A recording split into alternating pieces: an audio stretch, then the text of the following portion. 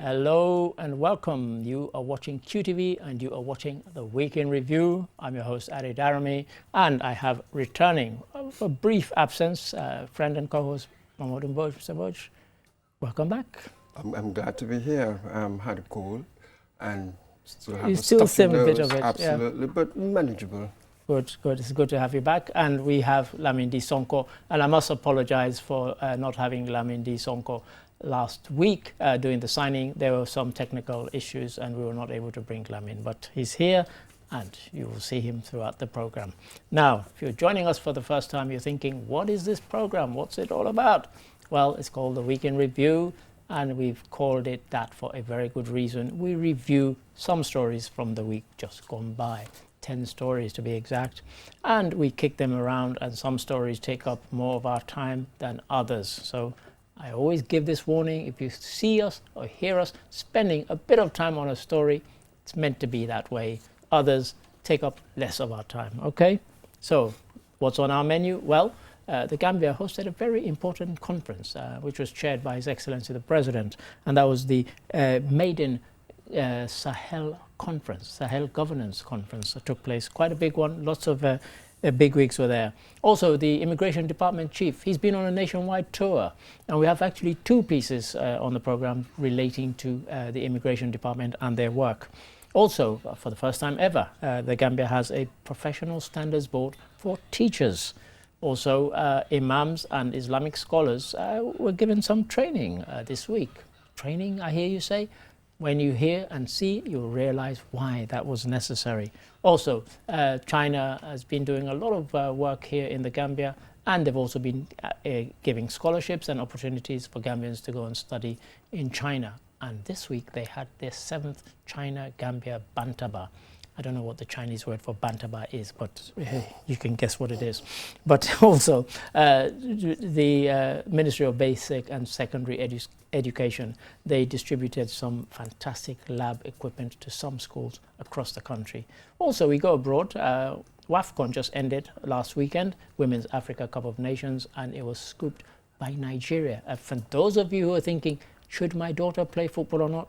When you hear how much they got for winning, you might be tempted to get your daughter playing football. So these are some of the stories on tonight's program. So let's get things off and running. No place better to start than the maiden Sahel Governance Forum, which was held here in the Gambia and chaired by His Excellency the President. Have a look, have a listen.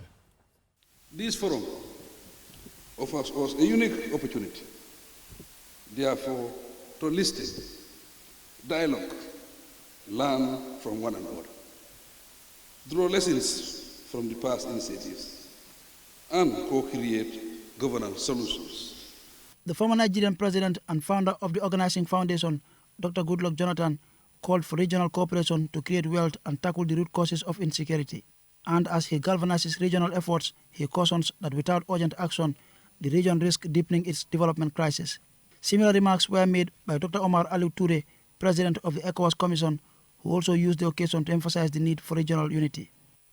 The need for regional unity there from Dr. Omar Aliou Touré, but it was a call that was echoed across. Mr. Mboj, the first ever Sahel Governance Forum, and the Sahel region is going through quite lots of governance problems at the moment. Absolutely, which got me asking, why the Gambia though? This is so massive. It's such a huge, really, a meeting, forum they call it. Yeah, but why Gambia though? Then it occurred to me that, oh yes, I mean, Dr. Goodluck Jonathan, he's just been so involved. First in 2016, 2017 with that impasse, and now with the Constitution impasse. So he's been around. Right. So we are a nation in transition, post-dictatorship, democratic sort of transition. So perhaps that symbolic weight.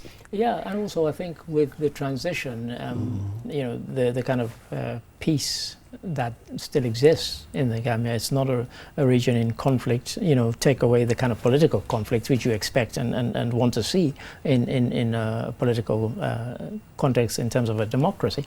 Then, you know, take that aside. You know, conflict. There isn't much conflict, and people have said, you know, since the transition, it's been pretty smooth. Really. Although we have a report later which talks about hate speech later in the program, but yeah. Absolutely. Yeah. But it's been a success story. Yeah, quite, really, yes. You know what I mean? Since 2017, when Barrow was first sworn in, afterwards we've had subsequent elections, and we've had observers from outside, giving it a clean bill of health. Yeah. So it's been a success story. Within, of course, the dynamics are different. Yeah, you'll have different people seeing it differently, but from a regional perspective, it's been a success story. So a good place where to have such a good place to have it, and what a lot of stuff they had on their menu, Samboj, the breakaway from the group, kind of insurgencies, instability, but they also dealt with things like, food security and so on. So it wasn't all just about, security against armed threats. It was quite broad-ranging, wasn't it? Absolutely. The theme, the future of governance, rebuilding social cohesion and public trust. So here the angle is slightly different from the conventional militaristic sort of discourse sort of thing. Quite. But here political legitimacy, yes, indeed, service delivery, stuff like that, they all sort of constitute a part of what we might describe today as security issue. Well, indeed, yes, yes. Enter the basket. Well, that's right. And something that crept in from Madame Ezia Konwa's speech was about, she was appealing to leaders in the region that it's not how long you stay on as president or leader of the country, it's how you hand over and the legacy that you leave. That's what you should be striving for. So that was kind of quite a pointed thing, because of course, not just this region, but across Africa, we have this kind of thing where people cling on to power. But, you call it a pointed thing. when I heard it, because it stood out for me as well, I said, how poignant. Yes, really quite poignant. So the succession dilemma. Yeah, quite. So just reminding leaders that it's not about the longevity. Yeah, quite. If we've learned anything at all now, it's really not about the longevity, but the nature of your stepping down. It's just the same old succession dilemma. So many of them have had it wrong. Very few. Well, this is it. And they've got it wrong to the extent that because it's all been concentrated around them, when they do step down, there's a vacuum. Because they've not built, they've been scared to have anybody as their successor, in case that person has, ambitions to one day kind of give them the elbow, and so they end up with lots of kind of weak people around them, and of course then we suffer for it. What gives Goodluck Jonathan that authority was the nature of his stepping down. That's right, he lost. And left. He went. So that will always be a feather in his hat. He loves wearing that hat. I think quite. Somebody ought to have this little feather. Right? So that's really his authority. Sure. So we all understand what he's trying to do. And it's important given the state of our region, the Sahel right now. Sure. But then, what are the limitations? Well, this is it, because, when we discussed it in the office, people were saying, yes, all well and good, but is this yet another talking shop? What can they do? What can they achieve? What has ECOWAS tried to do and not been able to achieve that this kind of smaller forum can? I say smaller, it's quite a big event, but, relatively speaking, a smaller forum achieve in just, a few hours of discussions, really. But, they've kind of set the ball rolling. As we've said, it was the maiden one. But they've got quite a lot of things to tackle. Absolutely, but you realize that, as with most of these meetings, commitments will not be binding. Right. Here there were no timelines or anything. I think there was no mechanism for a follow-up. That's right. Stuff like that. So it appears as if the key output here is more aspirational than action-oriented. Sure. And you realize that AES, the Alliance of Sahel States, the representation was very light, if any. And you know that any good governance deal, as it were, in the region has to include it. That sort of thing. Sure. So you've got some of these shortcomings, but it's not a bad but I liked what I think it was Dr. Toure, and he'll forgive me if it wasn't him who said it, but he said, because of, and it's something that I've mentioned, because of geography, that we have to deal with them and they have to deal with us. Absolutely. We can't kind of exclude each other, and so they are aware that that's absolutely true. But again, the whole model, if you like, is working on this paradigm of liberal democracy, yeah, right? Yeah. Mm-hmm. But again, what have we seen recently with these coups and how popular they were? Yeah, go on. That's it. Go on. Do they risk a certain kind of disconnect Go on. between what our elites are thinking Sure. and what everybody else is thinking? That's interesting. Yeah. But again, the picture is so complex. Because when I also add in the survey by Afrobarometer, where most Africans say they prefer democracy. That's why it makes it very difficult. Yeah. Yet, when you have these military interventions, you see the popular appeal. Yeah. So it's a very complex situation Sure. we are in. So how do they manage it? All these bodies, I'm not going to be pessimistic because I think that we've been on a very long journey of sort of trying to discover what institutions, how things will work. Sure. It's only now that we're beginning to understand really the real scale of our problem. Sure. So we are still in the institution building, and it's a good effort gradually that perhaps the generation would come and say, oh God, enough is enough. And maybe enough is enough in this story too. Well, thank you for that, Mr. Mboj. And that takes us on to our second story. The Gambia Immigration Department's boss, Ibrahim Mboob, went on a nationwide tour of the various outposts and posts of the Gambia Immigration Department, and then he made what can only be described as a triumphal entry into Banjul. Have a look, have a listen. Why the nationwide tour? Since my appointment in March 2024, this is also mandatory that you as the leader must go out to see your staff, to understand the conditions under which they work, the logistical challenges, fleet, who are their stakeholders, who are those philanthropists, locations where we believe immigration should expand on. This was quite a very general issue. When the heads of states go on to their meetings, some of the derived conclusions are what we need to enforce. So the executive directive on free visa is here, and of course, we have the discretion to control. But internally, we also contribute to the nation's security.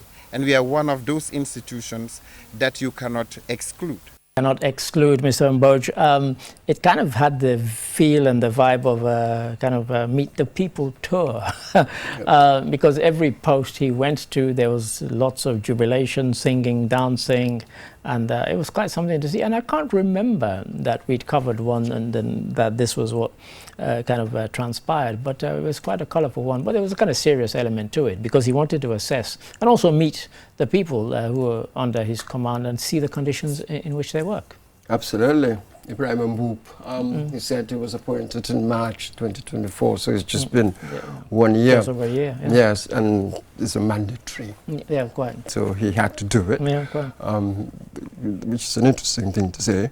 But this is it. So you've gone round, you've conducted your assessment, as it were, with administrative, he said, and operational performance and the like. And he said one of the lessons that he had learned was that what heads of state agree how to enforce that. And this has always been the problem, isn't it? It really has. How do you bring down these laws to be actually what is operating at our borders in real time? Yeah.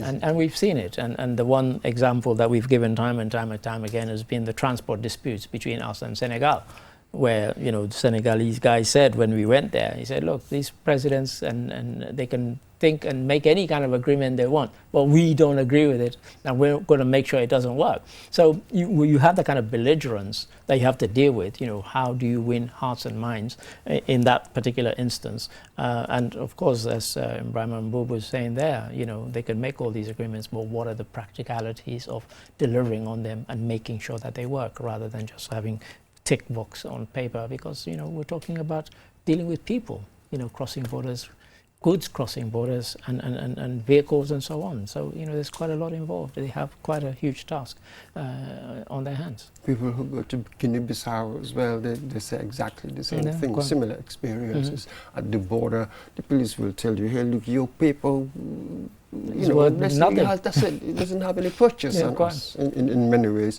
So that is really the challenge, isn't it, in the end? If there is no buy-in, you know, at the cultural level, if I might call it that, you know, the police level, ordinary people, we all sort of believe in it. It's really difficult to implement law. This is really because the problem we face. We've seen instances right where, now. you know, foreigners, I remember a British guy who kind of secretly filmed. But as far as I'm aware, nothing ever happened to those officials who were demanding a bribe, essentially, to say, you know, yeah, I've seen your paper. Doesn't mean anything. Unless you give us something, we'll detain you here for days. You know, and as I said, I don't think anything ever happened to those people. And that's the reality of what we have to deal with. That's it. And here the danger is now, imagine our Gambia Immigration Department, they're doing it properly, you know, applying the law to the letter. But then where you have Gambians going out, perhaps going to Senegal or Guinea-Bissau, but again the way they're treated, then sooner or later you're going to have a groundswell of sentiment saying that, hey, look, an eye for an eye. Well, this is just human nature. So this is really extremely difficult. You need all these countries to simultaneously really apply them for people our experiences to change. Because in the end, that's the ultimate test of all of these things, our experiences. Unless you have that, it's going to be very difficult. Even individual countries like ours, we want to change. But again, if these people do not change, it's not going to be sustainable. It's not going to be there for long. This is it. That's my suspicion. That is a suspicion that I suspect all of us have, Mr. Mboch. So thank you for that. And now story number 3, the teachers. They now have a professional standards board. Yes, finally, here in the Gambia. Have a look, have a listen. It is heavy in the sense that your duty will be to see that those who are to render service do have the necessary qualifications, not only that, but commitment. One may have a qualification, but one may not necessarily have the commitment to make use of that qualification to serve the supreme interests of this country. The responsibility entrusted to this board are profound, including critical task of establishing the Teacher Service Commission. This immense responsibility demands collaboration, dedication, and a strong drive for continuous professional growth. With your support, we will raise the bar for teaching standards in this country. Surely, Mr. Mboch, Dr. Habibatu Drame there, the Minister of Basic and Secondary Education, speaking, and I mentioned, you know, Professional Standards Board, and you know, I might upset a few teachers here, but I've been to quite a few schools in the 6 years that I've been in the Gambia, and sometimes, not always, but sometimes I've not been impressed with the standard of teaching.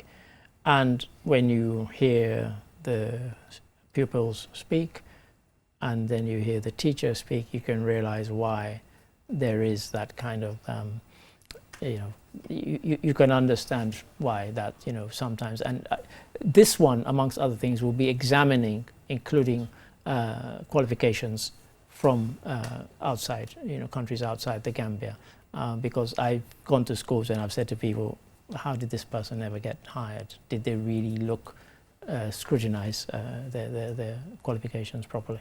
And the pain I feel, because when I sort of contrast, that's what I will say. They're the same. That's my experience of going to school here, and now what I hear, I mean, God, feel like it's just the same Gambia. Yeah. But we all know where the damage was done. Indeed. For a very, very long time. There was really no investment in that area. And you know that it's easier to destroy something than to build it. Yeah, quite. Absolutely. So the journey was always going to be slow. I remember talking to a social commentator, we were looking at this. He said, have you noticed the educational apartheid going on? Really educated sort of people who are relatively well off, you can pay the sort of high fee-paying schools, and your kids would have a reasonable education. Let's be honest, the state system, the teachers there, everything had dropped. So something happened here. So this is a fantastic idea. We know that in the beginning you're bound to have these teething problems and we'll always be complaining, when would it improve? But we have to be realistic about these things. It will always take time for things to improve. But we are now in the right direction. In many areas, we are now in the right direction. If people are not happy, they can talk about it. That's all you have. Everything else, the tangible benefits, will always be incremental gradual. That's just the nature of life. Yeah, and I'm glad you mentioned this kind of the fact that this is a start, and it's something that we needed to have. I was here in 2018 when they had the conference, Our Education, Our Future, and that was when I went to about a dozen schools, and that's when I first saw the apartheid, the education apartheid that you're talking about. Without exception, every one of the kind of private schools that we went to, the children were articulate, they were erudite, they were forthcoming. Curious, when you said asking questions. I was going to say, when you said any questions, hands would go up to a person. And you know, when we went to the state schools, not only would hands not go up, I would have to say each time, did you understand what I've just said? Because I would say any questions, nobody would ask a question. And it really was stark. And I said to somebody, I said, in 10, 15 years' time, this, and I use the very word, this kind of education apartheid that you have here, is going to have a society where all the people who are the bosses went to private schools, fee-paying schools, and the others went to state schools, and the resentment is going to be cataclysmic. You cannot have that in a society, that kind of uneven and unequal system in the education. It was so stark. And this is one way, a step on the direction to addressing some of those. It's a recipe for social unrest of some sort, you know what I mean? But this is it. The state schools must be helped really to lift them up. We must do that, because most people wouldn't be able to send their kids to fee-paying schools. So the state system must sort of be helped sort of move its game, as it were, to raise its game. And we have a story which kind of talks about some of the help that's coming their way. And you know, we hope that these are some of the things that will actually help them improve standards and maintain those standards once they're improved. And to rediscover what Sidia Jatta said there. The Quite. Qualification and the commitment, competence and conviction. Somebody once said, can you imagine a non-committed as a teacher? You're a bit like the doctor. You know medicine, you know, you've got the qualification, you know medicine, but you don't care whether your patient lives or dies. And that is the point, because you mentioned your experience. I mean, the reason I, growing up, wanted to be a teacher was because I was taught by people who were passionate about it. It wasn't just a job and they collected the money at the end of the month. We got the feeling that these people cared about us, cared about our education, and wanted to see us develop better and grow up and take over our respective countries. They really felt that. I don't get that sense when I meet many teachers here. It's just a job. Absolutely. And they go through it and they do even other side jobs. Absolutely. You know? Absolutely. But, so they would rather, after school, they get those students, they go to their homes and then give them private tuition and, you know, for the money they get from that. So absolutely, along the way, the respect that they had in the community, somehow that just plummeted gradually until it went to sort of zero. So now, whereas before teaching was a vocation, now it's just a job. And I think the danger is that when I tell people and you tell people that it was a vocation, they really think we're making this up, because it's fallen so far down. The sort of ladder, if you will, that they can't imagine that there was ever a time when it was a vocation, and that's something that we have to kind of address, really. Absolutely, but you see the effects. It was very curious during the TRRC process, and then you know the soldiers who came and the witnesses who gave testimony. Their language, how they spoke English. So some of these kids in the office came and said, God, it seems you people, you spoke better English, or you speak better English than we do right now. They were surprised at all the cadre, if you like, Edward Singate and everybody else, Cantes and everybody else. You know, their command of the language was very good, wasn't it? And you know, when people say it's not our mother tongue, but it is the language of instruction. From the minute you go to school till you leave, it is the language of instruction. And it's a cop-out. It's a cop-out. Maybe what I've noticed that sometimes people who really are not good at it, that's what they call it. It's not my this, it's not my that. It's a cop-out. It's a self-serving thing. I mean, I won't name the person, but I had an argument with one of my colleagues when I said, but I spoke to your grandfather. He never left the Gambia. his English was impeccable, and yet he speaks 7 languages, local languages. It is just a cop-out. Yes. But so, yeah, welcome the Professional Standards Board. And, you know, we'll be keeping a close eye on it. Thank you for that, Mr. Borj. Story number 4, the Gambia Supreme Islamic Council and the Saudi Ministry for Islamic Affairs, Dawah and Guidance actually held a series of training sessions for imams and Islamic scholars. Why do they need that? This clip might tell you why. Have a listen. Programs like this have significant impact on dawah effort of imams, scholars. Like all human beings are not perfect. The goal is not to mislead, but to guide, and training like this help address common challenges in that mission. It's very important to talk about current events, like things in the Gambia that are current issues. The nation is in need, and people around us in our society is in need, but with wisdom. Mr. Mboj, and that was the thing. You know, and if I can go just briefly back to this whole thing about teachers, we all went to school where there were teachers who were good. They knew their stuff and they knew how to impart it.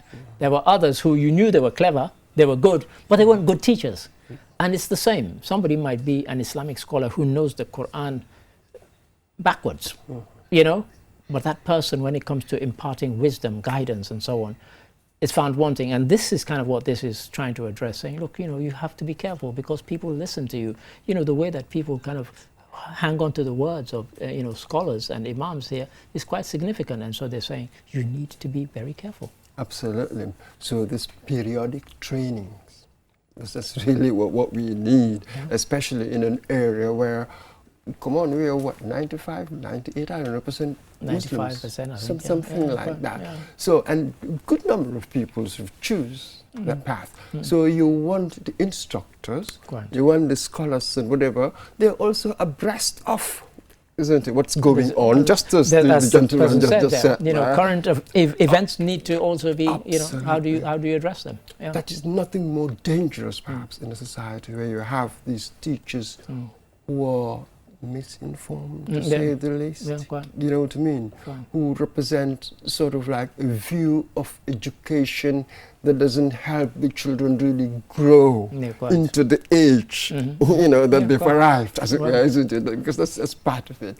So you want people who are knowledgeable, who are worldly, to be teaching our kids, and it's important that we have this sort of training. Well, this is it, and you know, there was a kind of linked training with the Higher Education Ministry when they brought in the madrasa into the kind of formal education structure, because people were leaving these institutions, and there was very little they could do in society other than the fact that, you know, they were versed in their religion. That wasn't going to get them very far. When you want engineers, doctors, and so on, if all you can do is quote verbatim from the Quran, and even if it was a kind of a Christian one where all you could quote was from the Bible, that's not going to, you know, and so now they say, look, you needed to be quite rounded, and so they brought them in. But as you said, with the imams and the scholars, it's all well and good knowing your scripture, but how does it relate to what's happening around us? Absolutely. Not what's happening in the Middle East, or somewhere else, here in the Gambia or the sub-region. Or you can only deal with things in the historical context, you know what I mean, pure because history, you're not living in those times. That's it. So how do you make it relevant to our age? So it's all part of the mainstreaming, isn't it? What is dangerous, what we've seen, is sort of like to isolate them. I was listening to the Emir of Kanu back then, Sanusi, the former governor of the central bank of Nigeria, Lamido Sanusi, highly intelligent scholar himself. He said for a long time in the north, Islamic education was really isolated. It wasn't mainstream. So today, look at it, you're having organizations like Boko Haram, as it were. And without that control, without that mainstreaming, possibly extremists might get hold of these schools, and then who knows what you can rip into society.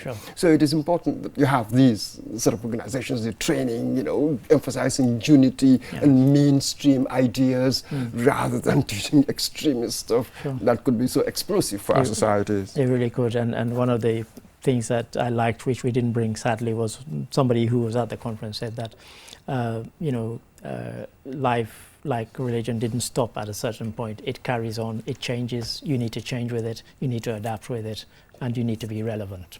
And if there is one thing really we can say with authority about life, is that change is the only constant. Yep. Because there's no one that we've ever seen. Right. So you better wake up to the reality, otherwise you'll be left behind. And we see stuff like that. You know what I mean? Look at us, we were minding our own business, wasn't it, not long ago, and suddenly another people, but they have better guns. That's it. We were really colonized and did all sorts of things because of technology. That's it. You know what I mean? Yeah, so I see it in that context. How do I prepare myself, leave the age into which I've arrived? I've arrived into the nuclear age. Come on, for God's sake. And science, I must be part of it. This is the age. You know, otherwise, you might live to regret it and cry because a more powerful nation has come and beating you up. Look at what the US is doing today. Look at what's happening to Gaza. Because they have no power. This is the reality, though. That is the reality. Thank you for that. And story number 5, a very, very different story. Embassy of the People's Republic of China recently hosted the 7th edition of what they call their China-Gambia Youth Bantaba. And very interesting it was too. You had people who'd gone to China, as well as some of the ones who are about to go to China. And the numbers this year alone are quite impressive. Don't believe me? Have a look, have a listen.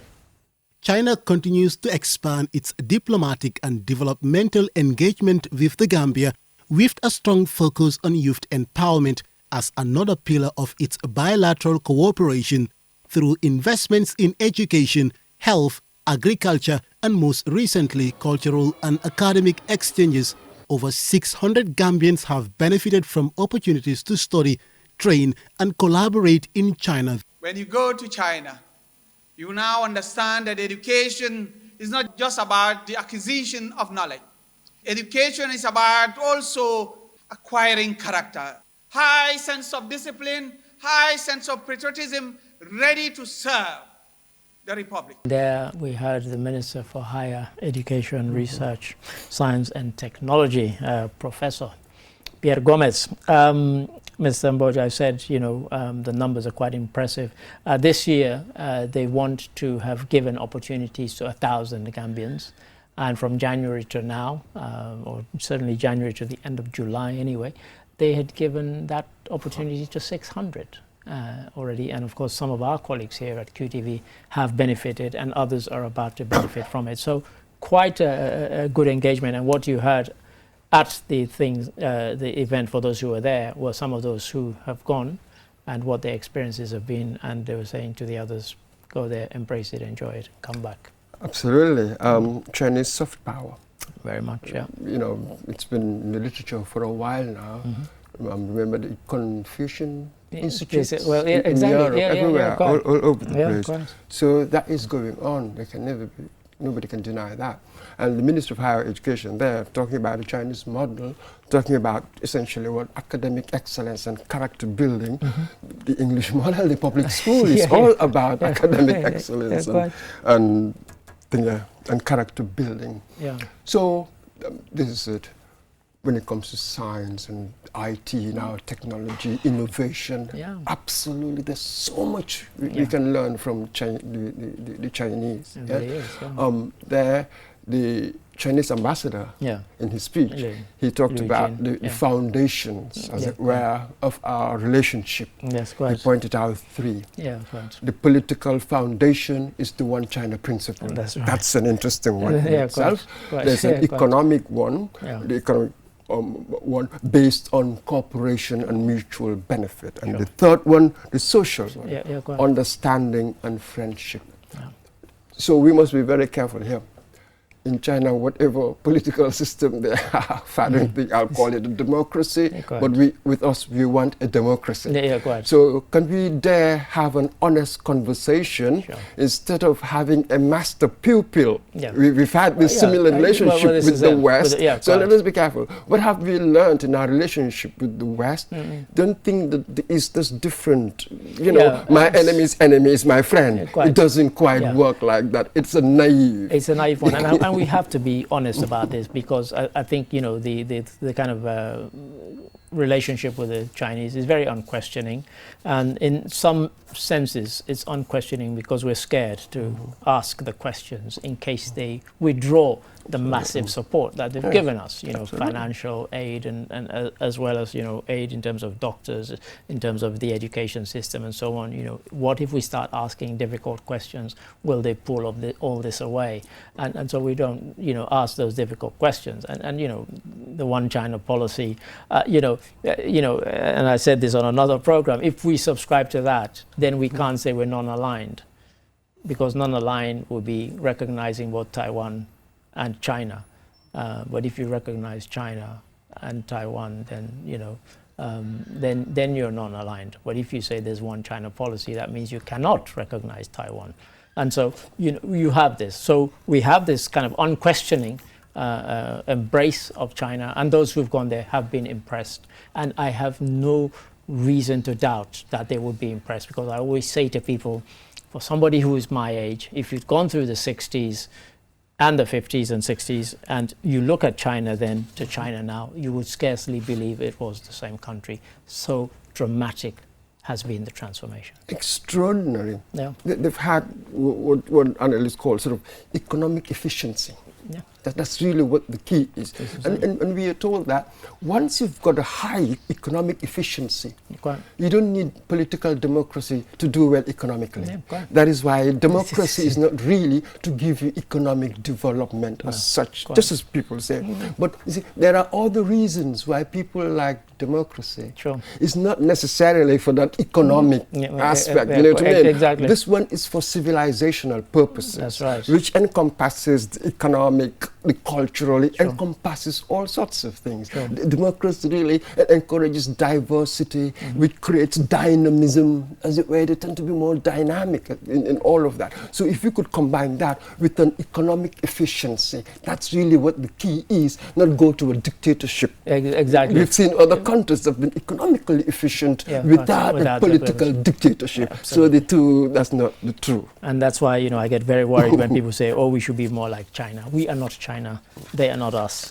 We must develop our own system. There are things they've done that we must admire. You cannot help but admire.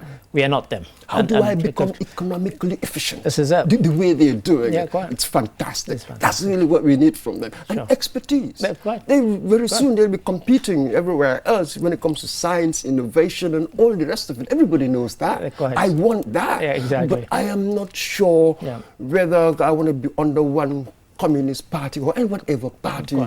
And you telling us, sort of trying to run almost like a totalitarian, trying to rule every aspect of our lives.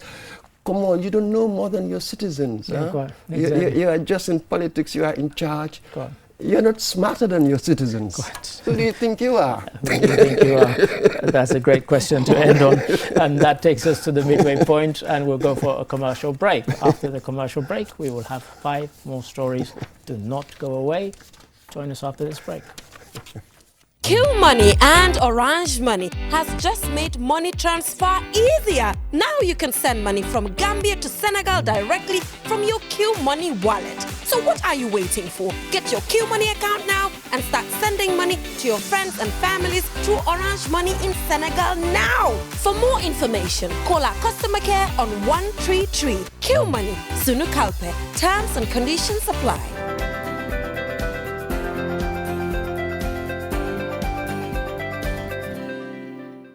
Hello and welcome back. You are watching QTV and you are watching The Week in Review. I'm Ade Darami, as I was in the first half of the program, and Mamadou Mbodj is still Mamadou Mbodj, and Lamindi Sonko is still Lamindi Sonko doing the signing.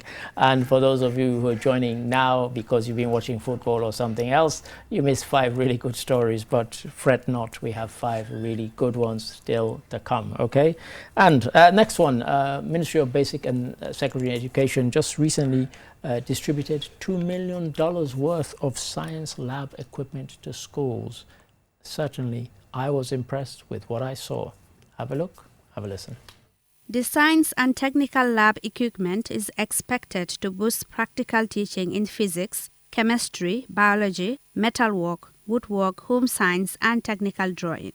It is part of a government plan to make science and technical subjects more hands-on and engaging for students, especially in schools that have lacked access to lab resources for years. They are not only relevant to scientific fields, but also transferable to any profession that they are. Through experiments, they learn to formulate hypotheses, analyze results, and draw informed conclusions. And so there we heard the Minister of Basic and Secondary Education again, Dr. Habibatu Drame.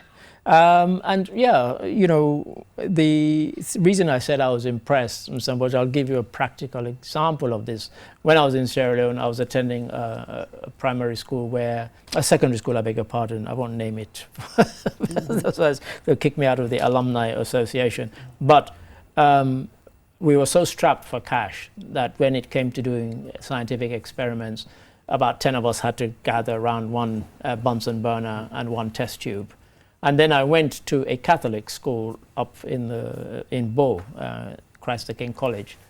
And to my amazement, in a class of 30, everybody had their own. It just completely transformed everything. And this is why, when you're doing, you know, science and technical stuff, having the equipment to do it rather than just the theory, and having them individually, it's transformative. It really was. Yeah. What is sort of science education without this equipment? The Bunsen burner, the pipette, chemistry and all of this. Test tubes and all of that. It doesn't exist. You know what I mean? So this is it. This is a piece of what we were saying earlier. Yeah. You know, the standards board and raising standards and so on. Standards and so on. And this is it. And also raising the state schools. Well, indeed. Well, and that's the point I was going to make. Absolutely. And that's one of the reasons why we have it in here. That's what they need. Because they need that to kind of bring them. Because when you go to the private schools, they have all of that. That's it. They have this equipment in abundance, and yet when you go to the state schools, they don't. And now this is, it's a start. You know, $2 million. We need maybe $20 million to get all of them to have this kind of stuff. But it's a great start. Yeah. Absolutely. And how do they maintain these things? We don't want to go back to these schools. I'll say 5 years' time, really, and see that most of them lost. You know, they've not improved on you know what they've got now, but rather they've sort of regressed or haven't really done much, as it were. Yes. So that is really the test. Sure. Having it there is one aspect, and then what do you do with it? You've depressed me now. I was getting so excited about this, but thank you for that. Experience, experience will make you sort of suspend judgment until you see the outcomes. Experience. I think I'm with you on that now. Well, thank you for that. Story number 7. We talked about the Gambia Immigration Department boss going around the country, Ibrahim Mboub. And when he went around, we actually pulled him aside, and we were with other media people, and he had some interesting things to say about numbers and about all sorts of other stuff relating to their work. Have a look, have a listen to this. Now, over 27 countries are recorded with us, with more than 2,500 individuals under the protection of the Gambia Commission of Refugees. More than 5,000 were intercepted, and we have prosecutions of more than 12 cases. Some are still pending on people that are just smuggling migrants. So if you look at that number, it's very big. January to date, and we visited Germany, we have seen a corresponding decline. And no arrival in Germany as I speak, because no boat has left this source, only because you have immigration officers cordoned and deployed. And I specifically, the last intake of 250 personnel, they've cordoned the area.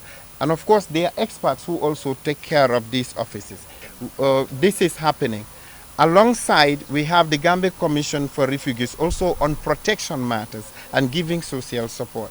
So quite a lot of interceptions were covered by the media themselves, and you could see how much numbers are there when we get them. We heard Ibrahim Mboub there talking about the numbers, and one of the persons whose voice you probably heard in there was our colleague Julian Jai. She was there, and you know, she said that when they talked about 5,000 interceptions from January to July, everybody kind of gasped, you know, but it just shows you the volume of it. But as he's saying there, with 250 more officers now, they're able to make a lot more interceptions, Mr. Mboj. Yes. It was just that what he marshaled as the evidence, that when he went to Germany, they didn't have that many. Then we thought, no, these boats they go more to Italy, Spain, and then through those countries they go to Germany. That's so right. let us be careful what's going on here. But all the same, they've got apparently 12 prosecutions. And that's right. I just couldn't make out there whether successful prosecutions or they are ongoing. I think they are ongoing because our colleague asked. Yes. Absolutely. Yes. Is that a drop in the ocean?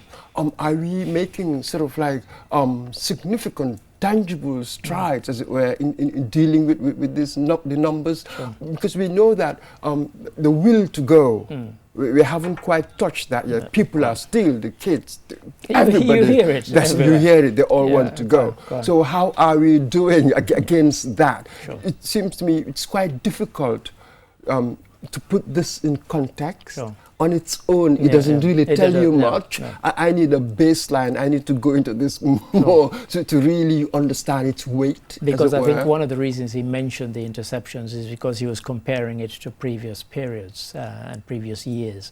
The kind of lack of interceptions that they were able to make, or how small the numbers were. And so he was kind of boasting that, you know, this 5,000 in 7 months was quite a significant number of interceptions. But it also shows you the volume of people who are trying to get away. And of course, some would have gotten away. So maybe 10,000, 15,000 got away. And of course, they're not all Gambians. That's it. And the reason why I have questions here and there, well, the fact that we're quite poor at collecting data. For how long have we been collecting proper data? You know what I mean? So it makes it difficult to really have a realistic picture of what is going on the ground, isn't it? It's a tough one. And our efforts, how do I gauge, how do we measure our efforts against the scale of the problem? How much of a difference are we making here? Am I sort of moving the needle? You know what I mean? A bit or not at all. Absolutely. But there's numbers on their own. I mean, even one successful prosecution of these people, that's good enough. Something. But, you know. Yeah. So we have it. So we will keep monitoring, and we'll hope that the data keeps coming and to kind of inform the conversation. Well, thank you for that, Mr. Mboj. Story number 8, National Human Rights Commission recently hosted a forum on hate speech. And I have to confess, when I heard people speaking, I was like, are they talking about the same Gambia that I live in? Anyway, have a look, have a listen, and you decide. In the Gambia, hate speech is an increasing concern, particularly on social media platforms. A 2024 study by the National Human Rights Commission, with support from UNESCO, revealed that ethnic and religious groups are frequently targeted. A recent follow-up assessment confirmed a troubling rise in such rhetoric, especially during political debates and online discussions, often fueled by young people and influential figures. Hate speech refers to any spoken, written, or online communication that triggers individuals or groups based on attributes such as tribe, religion, race, gender, or identity. It can ignite discrimination, fuel conflict, and deepen social divisions. Colleague Fatou Gay there, and Mr. Mboj, I was saying that you know, I keep hearing all these forums and these and people, they bring it up, and you hear people talk about there's a lot of hate speech. At first I was kind of skeptical, then I thought it's just the world we live in now, isn't it? Where social media, one of the things it seems to have done is strip people of their decency and manners when it comes to dealing with other people. I've been a victim of it myself, in the sense that you make a single statement in a discussion and suddenly somebody's hurling abuse at you. They don't know you, and they're kind of trying to kind of have a go at you about your whole life based on a single sentence, just in the midst of an argument. And that seems to be the kind of thing. But also when it gets to things like politics and so on, and tribalism, that kind of also adds to the sort of cocktail of things that people use and target each other. Absolutely. And also when you look at the technology as well, because when you read Western writers mainly talking about the algorithm, quite. that is really set up pivoted in such a way that it really encourages divisiveness. We don't talk about it as much. True. So, you know, in the West, what they're trying to do is to craft laws, you know, applicable, that are suited to where we are right now. So that's the most important factor there, and we cannot do much about it. But what is it that we can do? We can do, given the situation. I mean, South Africa is trying something. Kenya, I've got here a list. Ethiopia, Cameroon. They've all come up with some kind of digital law dealing with hate speech and that sort of thing. But this is a crucial point here. Is it about one person making stuff against groups? This is it. Say, be it ethnic group or a religious group, or just against groups, or against an individual. This is it. That is the key. And that's the key, Some countries will want to smuggle in saying something hateful against a minister or against that. It's substantially different from making certain inflammatory speeches against groups. Ethnic group. Fundamentally different. And that's the conundrum that we have to deal with. Well, thank you for that, Mr. Mboja. I know time is against us. And now the Women's Africa Cup of Nations concluded. And Nigeria, they went into it claiming it was Mission X. What's Mission X? Have a look, have a listen. Nigeria's Super Falcons went into the competition billing it as Mission X, as in X being the Roman numeral for the number 10. By the end of the competition, it was very much a case of Mission X accomplished. Going into the final against host Morocco, Nigeria had already demonstrated why they are the top-ranked team in Africa. This was never more apparent than in their complete demolition of Zambia in what many had earmarked as their toughest game. They breezed through it, winning 5-0 in the quarter-final. The delight of the Nigerian players displayed on the pitch was echoed back home, including by the President and First Lady, with the latter calling the ladies on the phone to congratulate them. The President then conferred on them various honours and announced that they would be getting cash prizes and houses each. On touching down on home soil, they met and presented the trophy to President Tinubu and were eventually taken to where a lavish party awaited, which featured performances by various top musicians with current and former international sports stars, celebrities and politicians in attendance. It was quite a party, Mr. Mboj. Anybody doesn't believe me, go to the presidential Aso Rock Villa channel on YouTube and you can see all 3.5 hours of that party, and they really let their hair down. But one of the reasons I chose this was because when I discussed it with some of my colleagues in the office who tell me they're into sport or into football, they were completely uninterested in watching this at all. Trust me, they were the losers because the competition was, there were only 12 teams in the competition. It was quite stiff, but the winning team got $1 million as a team. But then when they got back home, the Nigerians, President announced they would be getting $100,000 each and 3-bedroom apartments each in Abuja. So, you know, women's football, which we said, you know, had been kind of poorly, this was quite a good kind of bonus on top of winning. Absolutely. I mean, come on, in a generation, when we were younger, it wasn't this popular among women. Yeah, among girls. You know, just as recall when you were at school, it wasn't really that popular. So now we've reached this point. When England won the Euros, they went to Downing Street, and you know they parade through the streets. So there'll be all kinds of bonuses and stuff. You just haven't heard it. So why not with the Super Falcons? Mission X. Accomplished. Fantastic. What a final. God, it was nail biting this time. 2-0 down. Yes. And then they came back. And no team has ever come back from 2-0, by the way, in a WAFCON, you know, women's AFCON, to win. And they did it. And when I looked at their sort of head-to-head record, there were sort of encounters where Nigeria really thrashed them. Quite. Yes. So, well done to Morocco. No, Morocco really have improved. They really have. So much. And of course, it's their second successive final, and also the second successive time of hosting it. I mean, this time, when they were 2-0 up at halftime, they really thought, this is it, we're going to do it on home soil. But Nigeria came out with such determination, absolutely blew them away. Really. Nigeria, be careful the next time you meet Morocco. Exactly. The trajectory, the improvement has been extraordinary. Sure. But this is it. This is the great Super Falcons, really. Well done to them. Thank you for that. And our final story, one that kind of resonates with me, and you'll find out why it resonates with me. And it's about the rising trend of African Americans who are relocating to Africa. Have a look. Have a listen. Most of them Black Americans.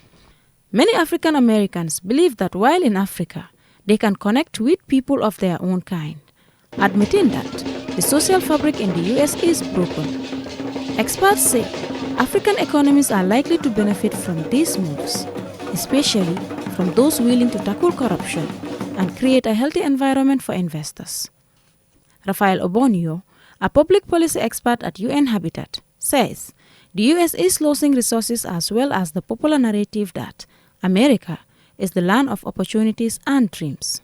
The Gambia is home to Kunta Kinte Island, formerly James Island, a UNESCO World Heritage Site that symbolizes the transatlantic slave trade. Many African Americans who are tracing their roots back to West Africa are emotionally drawn to the Gambia as part of that history.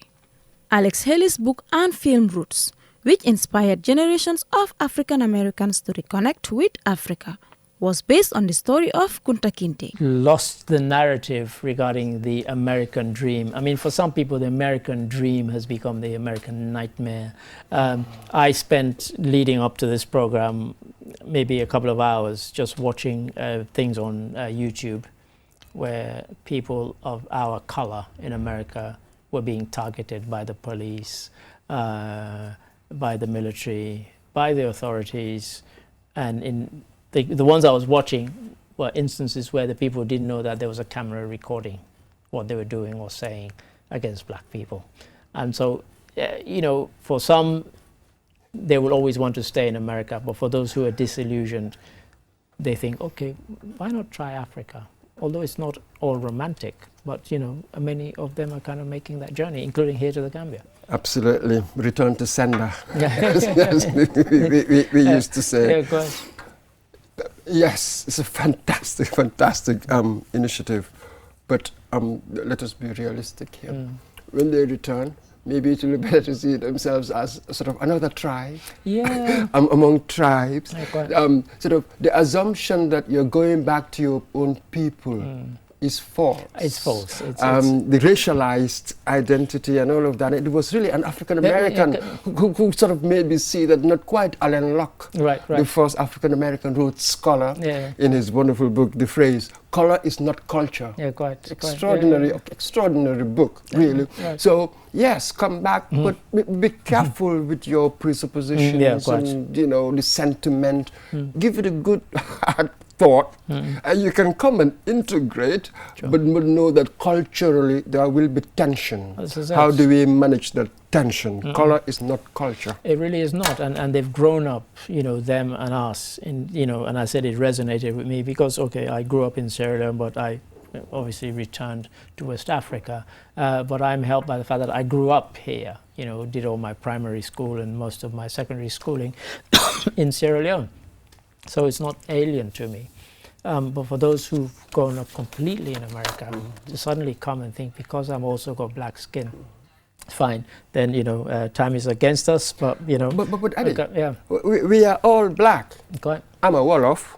I've got Mandinka friends. We realize certain cultural differences, but we are all black. Color is not culture, Eddie. Color is not culture. Brilliant. And thank you for that, Mr. Mbojan. Thank you for your interjections. And to Lamindi Sonko, thank you for your signing. And to you, the viewers, thank you for watching. Until we come your way again next week. Goodbye.